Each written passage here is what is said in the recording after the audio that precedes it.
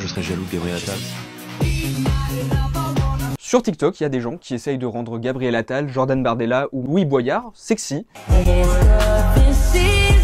Ce genre de vidéo, ça a un nom, on appelle ça des edits. Alors ça paraît peut-être insignifiant comme ça, mais en réalité c'est en train de devenir une vraie technique de communication politique. Les semaines précédant les élections européennes, de nombreux comptes pro-Rassemblement National ont diffusé ce genre de vidéos mettant en avant Jordan Bardella. Attendez parce qu'il fait très chaud.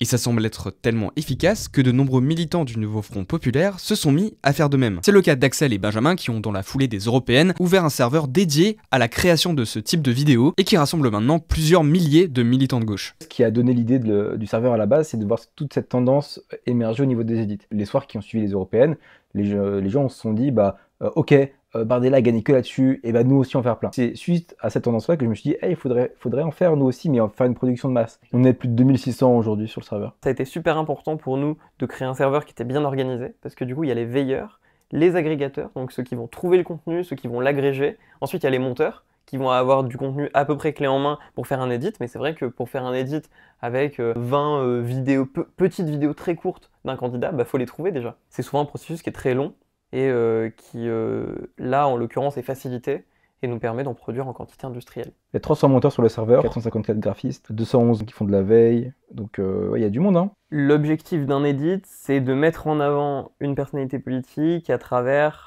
un autre prisme que ce qu'on a l'habitude de voir dans les médias, etc. Et est-ce qu'on oublie que Émeric Caron a fait une émission de pâtisserie? Ça tenait beaucoup à cœur les gens de le rappeler ici. Il y a une signature graphique de ce qu'est un edit, avec la petite musique, un peu sympa, plein d'effets un peu kitsch. Les premiers types de contenus qu'on a voulu commencer à créer en masse, c'est des contenus edits parce que c'est plutôt simple à créer. C'est une espèce de porte d'entrée en fait pour travailler la notoriété d'un candidat. Marie Messmer qui est candidate dans la première circo d'Ille-et-Vilaine, qui manque peut-être encore aujourd'hui un peu de notoriété. Et donc, évidemment, on est là pour elle. Gauchard, je suis candidat dans la 6e circonscription du Calvados. On voit qu'un petit chat et tout. On a été renseigné quand même avec cet edit. On voit que c'est quelqu'un qui a investi du côté de la cause agricole, parce que des fois il y a des passages qui renseignent un peu plus sur les convictions. Ce qu'on aspire à faire, c'est créer une nouvelle forme de militantisme et de sauver un petit peu les miettes de ce qu'on peut rattraper aujourd'hui, alors que l'extrême droite a pris énormément d'avance sur ce terrain-là. Hier, avec une personne qui a dit combien a coûté cette production coûteuse, et le mot coûteuse m'a fait mourir de rire, parce qu'en fait c'était un gars en slip qui l'a fait un soir à 21h après le taf, quoi, donc... Le Discord vit d'ailleurs beaucoup la nuit. On a tous un taf le jour, et donc la nuit, on envahit les campagnes, les réseaux sociaux. Bon, en fait, ce concept d'edit, il a surtout été popularisé par les fans de K-pop qui publiaient ce genre de vidéos en hommage à leur groupe ou chanteur préféré. C'est le cas de Percy, une fan de K-pop mais également militante du Front Populaire, qui s'est progressivement tournée vers des edits politiques et qui fait, elle aussi, partie d'un serveur. C'est quelque chose qui est réutilisé dans divers aspects. Si vous touchez au domaine de la F1, il y a aussi des edits qui sont faits avec ces personnalités-là. C'est quelque chose qui est un petit peu ancré en nous, on va dire. C'est juste que le but n'est pas le même. Les différents logiciels qu'on utilise. Pour le coup, moi j'ai pris le programme pro du coup de CapCut. Là, vous avez le split scene qui en fait divise les scènes du média que vous venez de mettre. Là, j'avais 4 minutes 12 d'enregistrement. Quand je passe sur le dossier, j'ai plein de petits extraits. En principe, ça me simplifie vraiment le travail. C'est possible de le faire en autodidacte en fait. Le mieux, c'est quand même de pouvoir synchroniser l'image et le son. Donc du coup, si on arrive à mettre chacun des bits, on va dire, sur une image, ça rend aussi l'édit plus attractif. Et les effets sont aussi là pour ça. Éric Zemmour, étant donné que je pense que son cas relève de la psychiatrie, je lui demanderai mais d'où ça vient, cette détestation des étrangers, des musulmans en particulier. Les punchlines fonctionnent. On sait que généralement ça donne un aspect cool, donc ça peut être mis au début des edits. On peut en faire 2 à 4 par jour, ça dépend vraiment des gens.